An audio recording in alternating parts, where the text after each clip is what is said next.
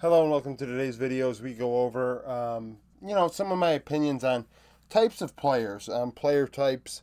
You see me and hear me talk about carries, facilitators, playmakers, supportive players, tanks, etc. And I'm just going to go kind of over what those terms mean.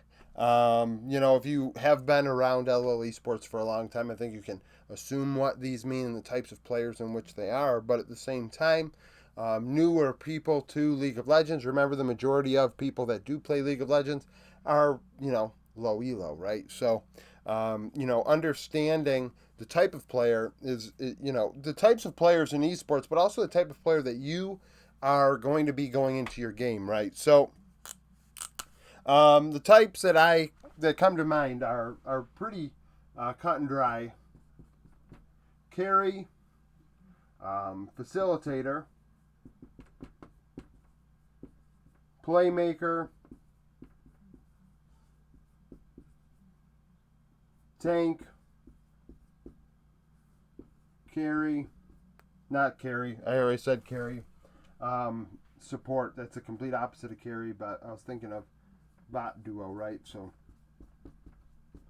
right, and you could say that some of these mean the same thing, and I think it's fair to say that there are some players that cross these thresholds, and I want to say that is how I determine in part my top 5 players in the world. In my opinion, you have to be able to do some of this in every which way. If you can only do 1 or 2 or 3 of these 5 things, or I've only seen you do 2 or 3 of these things, how can I really outrank you above a player that I've seen do all this and I know can do it at a decent level, right? So we think of Milky Way on FPX, a perfect example. Because what happens is folks see a carry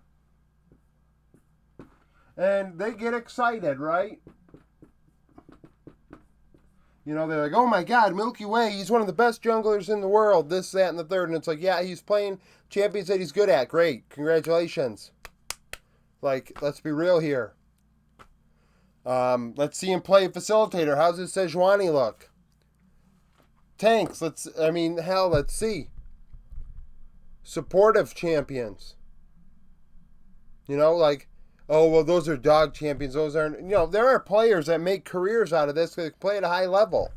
Weak side players in other roles. Players that can play on low resource. Those players deserve a lot of praise as well because they're freeing up resources for somebody else on the team that then can better utilize those resources at a high level, right? Like I said, I was talking about how you approach your game in solo queue, right?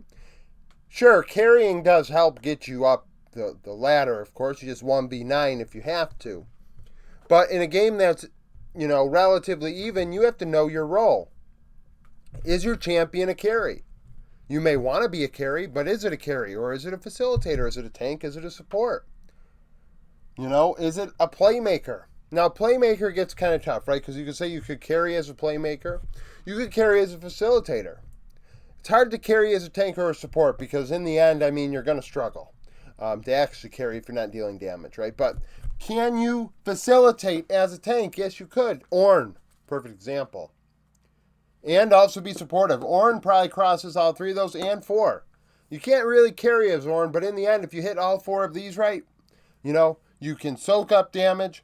You can make plays with your ulti, facilitate kills with your ulti, also support with your items, which also can facilitate your teammates. Ornn is like a perfect champion in that regard, and frankly, you might be able to carry that way, which is why I think Ornn is, of course, Ornn may not be like super strong in the meta right now, but Ornn in general, when it is meta, it is super important that a player can play Ornn. Because then it also says, hey, you are on less resources in top lane. We can go free up those resources elsewhere. But that's the thing. So you got carries, right? These are the players that we see only really play carries, right? You think of Cream, perfect example. Young player, Milky Way, another player that can do that. Zeka, very carry oriented.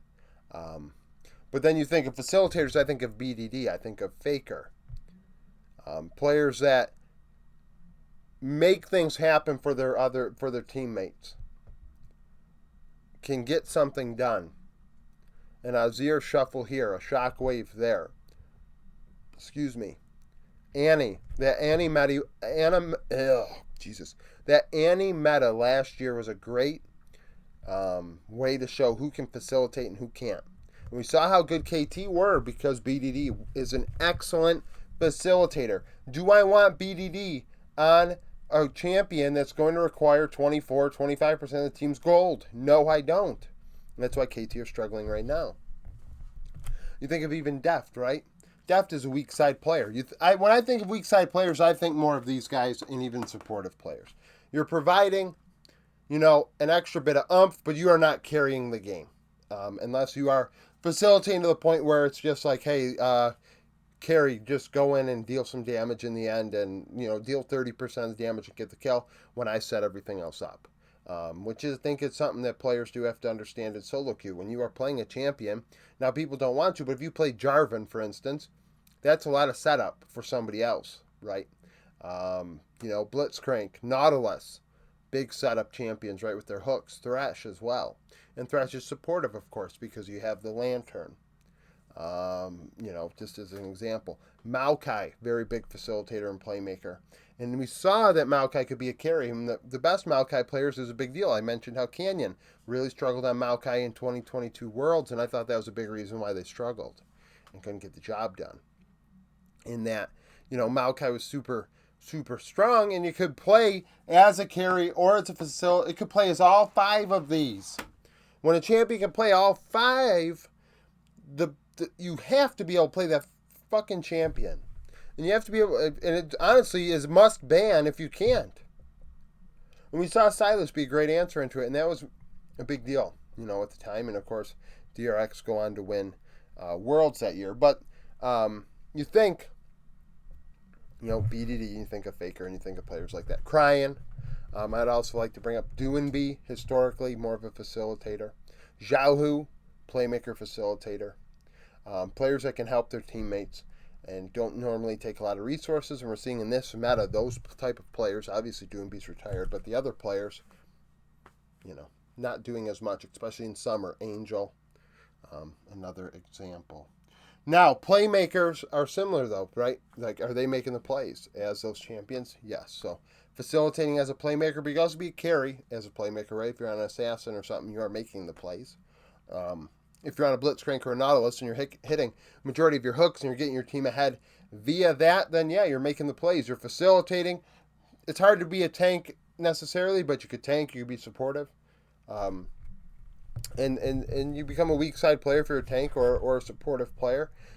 In generally the support role, but we did see a bit of karma mid and things like that in spring, and of course that was more because of the damage aspect, but at the same time there's a lot of supportive things to her kit. That's why she's a support in the end, and that's what they want, why they want her to be a support in LOL solo queue. So that's the thing. So when you hear me talk about player, this player's a carry, usually I look at stats.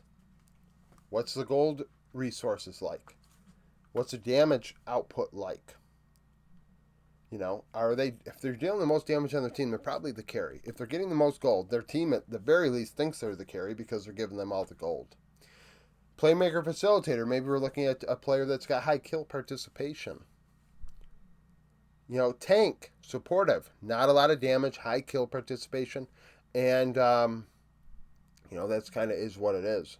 And you look at their champion pools. When you think of carries, you think of carry-oriented champions, and then facilitator, playmaker. Annie was a great example. Maokai.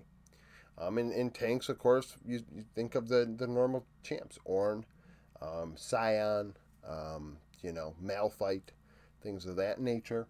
And supportive, and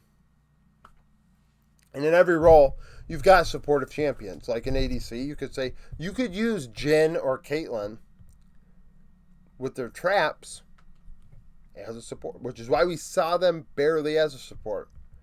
We saw Kalista as a support because of the RLT. And there's a little bit of vision to her kit, right? Ashe, very supportive. Of course, you have the arrow, but you also have the E. And that's huge. And players that can play those sort of champions, it's a big deal because it offers multi, parts to this. And I feel like a lot of people kind of overlook how important it is to play those champions, and they're like, "Oh well, they don't, Milky Way doesn't have to play those champions. Zeus doesn't have to play those. Bin doesn't have to play those champions." Like, no, 369 is better than Bin because 369 can play all these champions. Yes, Bin can play carries better than 369, but 369 can play a better Ornn, and he can take less resources. So Cream can get his because Cream is one-dimensional like Bin. Can Knight play on low resources? People say, yeah, but look at his career. He's had low resources. Look at his gold per minute, though. Was his gold per minute low on JDG in top esports? The guy won't play Azir. He's not really, in my opinion, a team guy. I think that's why Home, isn't coaching right now, to be honest. And I think that's why Tabe didn't want to coach BLG.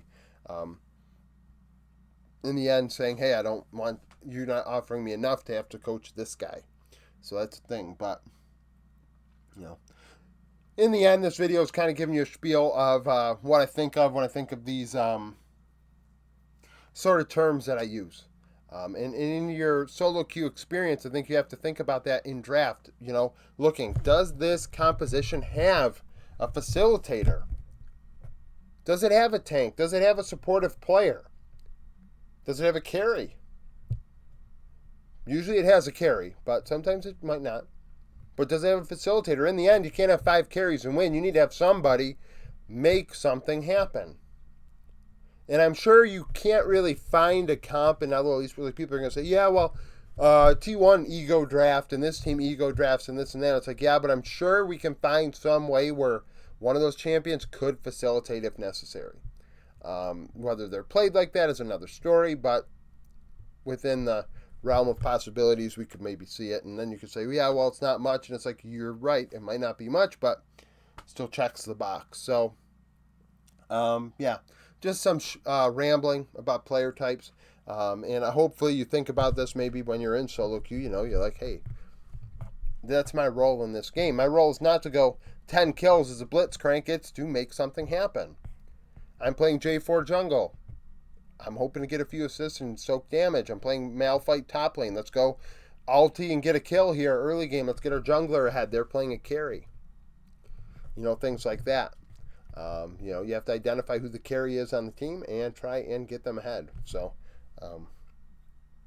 in the end, that's the deal. So, thank you for watching. If you liked the video, like it. Subscribe to the channel for daily League of Legends content. Follow me on Twitter. Join the Discord. Become a YouTube supporter. Hope to see you again tomorrow.